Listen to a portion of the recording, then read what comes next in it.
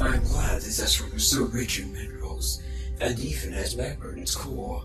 So perfect a location for a secluded laboratory. I've been meaning to ask, what is the core foundation of this lab? Graphene inlaid titanium and nanofiberglass. My labs, often remote and out of view as they are, were built to last. It was especially crucial that this one be maintained, seeing as it served as the first stage of my expedition to the Vermilion sector. Good God! With those materials, I'd be surprised ye could destroy it without administration privileges. It would be no effort for her. The mess she made of the labs under your house should have demonstrated that well enough. Mortal materials can only go so far. That's interesting. Did the Bajans not share their tech with you? This is quite embarrassing to admit, but I didn't understand it. It was utterly beyond my comprehension. I've never been so humbled. Their tech is more art than science. It's more or less uses universal code to turn it from destructible to the opposite. Their base materials are little more than silicon and resin.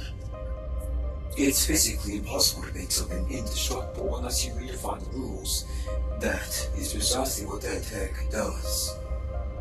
I may have created the fourth wall, and being the one who secretly taught them the language, it was even I who birthed the 16 that were behind their revolutionary clash you took center stage in.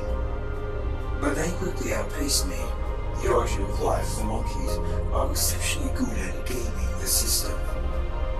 I hypothesized the lack of systemic corruption that most life forms suffer due to evolution, and evolution is largely responsible for their connection to this knowledge and intuition.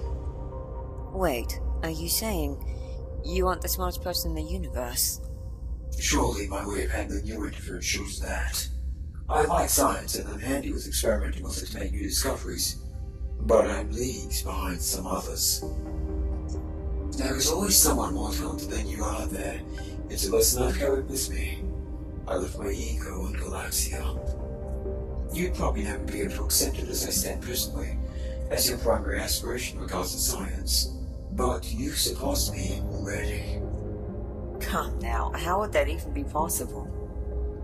I had suspected you may be ahead of me for a while. Your showdown with the Insidious Architect just confirmed it with no room left for debate.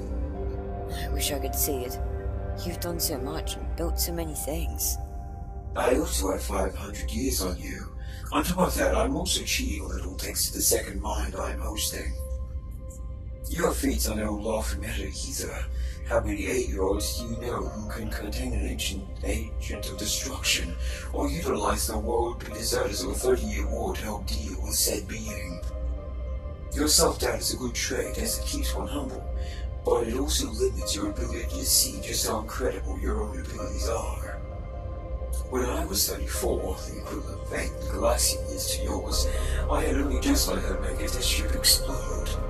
Marvelous and satisfying as space was, I don't think it's quite on par with containing a planet-destroying agent of chaos.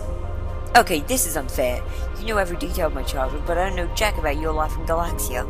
How can I hope to have met you in this game of who did more impressive shit without that source material? You can just take a compliment, Tristy. It won't kill you. You don't know that. What if me just accepting that I'm pretty cool for a change is against the cosmic law? We might all be erased. Oh, trust me. If there are frivolous cosmicals like that, I can assure you Matt would have been the death of us all centuries ago. Yeah, thanks. I just am not ready to believe it, I think. After you, where do I go next for being inspired? Conclusion, you can take a compliment and still be inspired by their feats. Aspiring to someone means you admire what they did no less than what they stand for. Still, if you do want to find people above my level, I'm afraid options are limited. The 16 left this universe decades ago, and just a small cruise won't satisfy you. Your only new option is the Immoral Messenger. She's calculated and incredibly knowledgeable. Of course, I don't need to spell out the problematic nature of such a venture, do I? Perhaps try Planet Haven. Spaceport 9 gives some real food for thought, but they are smart only in sciences. Conniving types like me who are actually brilliant and not just kidding themselves are rare. How do you know them being conniving is part of the appeal? It couldn't be less obvious to my spiky blue hair. You're the best smith to my Rick Sanchez. I feel like you're referencing something, and I don't get it, and that isn't fucking fair.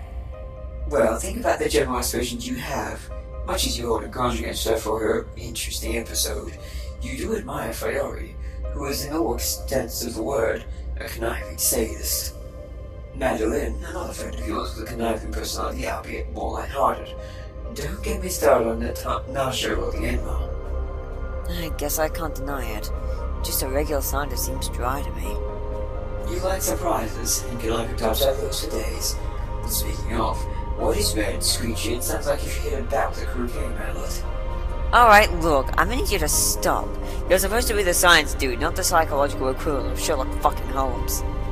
That reference was even more dated than mine. There's some beauty in this location you chose. A very unorthodox kind, but I can definitely see it.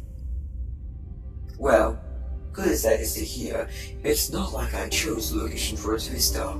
There are multiple more relevant factors which led to my decision. Like? The magma flows are incredibly useful for generating power. The orbit of this asteroid also circles most of the vermilion sector, such as its trajectory. Say, I read in some books the old ones left that it seemed this rock would hit Earth, but the likelihood was later debunked as new sciences showed it would miss, if only by a very small margin. You're welcome. To do much of what I desired on Earth, I had to ensure there would be an Earth left. While mankind used lasers to try and move it, it was only so effective due to the mirrors I put in their crossfires. So, how many historic events have you been behind? Less than you'd hope, or more than you'd think. This satellite was my ground zero, where I could calmly wait for our citizens to move off and sneak in during aid to them. The lab in your house was constructed long before you were born. You were never really meant to move into that place, but it proved more risky to try to move you out. Well, if it wasn't for my Trodo one-hitter, I'd have never found out about you or the lab. What a nuisance she became.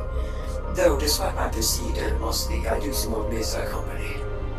She is ridiculously hard to dislike and becomes addictive. A part of me is largely hoping she will be joining us in our journey. Smiley face. What the fuck?